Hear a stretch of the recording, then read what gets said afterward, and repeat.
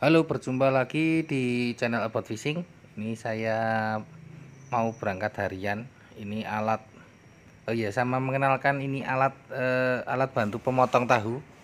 Namanya Neser Deezer atau bahasa Indonesianya alat pemotong serbaguna. Ini dapat didapatkan di marketplace atau toko online. Tinggal ketik saja alat pemotong serbaguna. Harganya cukup terjangkau, kalau tidak salah cuma 60 atau 80.000 kisaran, itu udah sama ongkirnya. Oh iya, keunggulan dari alat ini nanti tahunya itu potongannya presisi, ndak menceng-menceng, tapi juga ada itu mencengnya dikit karena seperti di video itu ada yang tahunya kena utuh dalam kotak, ada yang sisanya jadi cuma kena setengah kotak lah, itu nanti jadinya kayak sisa potongan, tapi enggak apa-apa. Tapi secara tidak langsung dengan alat ini 90% presisi, 10%-nya kayak serpian-serpian potongannya, itu wajar karena ada sisa tempat.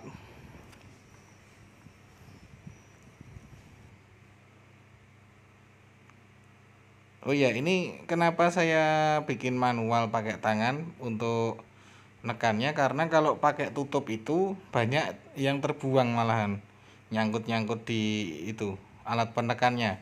Jadi pilih manual pakai tangan, lebih efisien, lebih lebih jadi banyak lah intinya, karena tidak terbuang di itu tutupnya.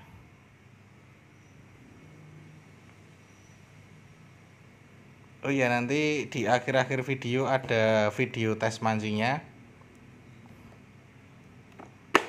Nah, ini tutupnya fungsinya buat ngerontokin biar tahu yang tersangkut di bilah pisaunya bisa turun semua.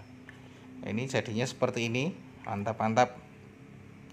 Ini sangat pas untuk bermain dengan kail kecil karena ini besar potongannya itu kurang lebih hanya sekitar 4 mili kalau tidak salah. Ya kurang lebih 4 mm lah. Jadi sama kambil atau umpan kelapa itu potongannya besar dikit. Untuk main kail nomor 3 sampai nomor 5 enak. Ini setelah terpotong kita pindahkan ke wadah yang mau dibawa ke kolam nanti. Bisa pakai plastik es atau seperti saya pakai ini ember kecil ataupun toples, terserah. Dan kalau bisa itu ada tutupnya biar nanti tidak tumpah di jalan, dan ketika sudah di esen, esennya tidak terkena udara luar. Jangan lupa tambahkan air. Fungsi dari air ini antara lain agar tahu itu tidak menggumpal, bisa kepiar gitu. Dan fungsi yang selanjutnya, ketika diberikan esen itu esennya bisa tercampur secara merata, karena dengan tambahan air maka ketika kita kocok, air itu juga akan terkocok bersama esennya, jadi nanti lebih babar itu lebih merata.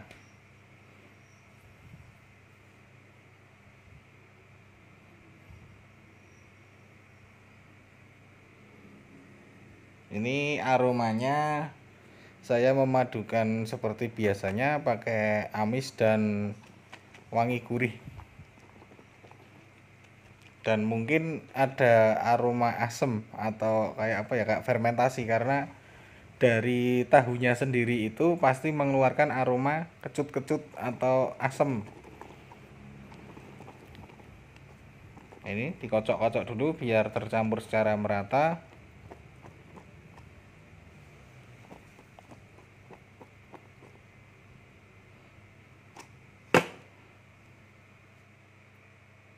Ini saatnya tes mancing. Oh ya, ini posisinya jam 7 pas. Kebetulan kolam mainnya mulai jam 7, saya datang juga jam 7. Belum ada orang. Tapi nanti di akhir-akhir ada temennya. Tadi pada datang sekitar jam 8-an. Tambah 2 orang tadi. Ini mau dimakan ini.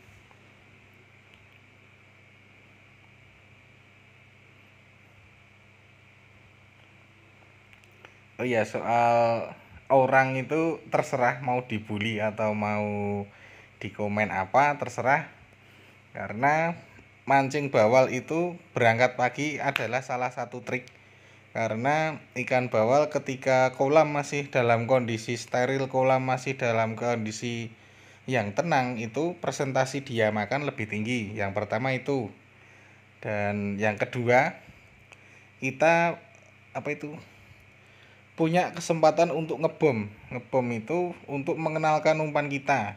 Karena kalau kita berangkat awal belum ada umpan yang masuk, itu maka ketika kita bom ikan pasti 70%-an pasti akan makan bom kita.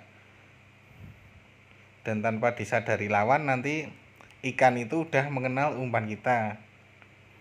Dan kalau untuk saya pribadi, karena berangkat pagi itu ndak betah panas, jadi mancing antara jam 7 sampai jam 10 lah paling siang itu. Ini dimakan. Tapi tadi kamera udah off, pelampung getar dikit langsung saya hidupkan. Alhamdulillah masih dapat cuplikan dikit tadi ketika pelampungnya getar. Ini tadi yang pertama sekitar bobot 1,4, yang ini sekitar prediksi saya 1 kiloan. Kebetulan tadi ditimbang 2 ikan itu dapat 2,4.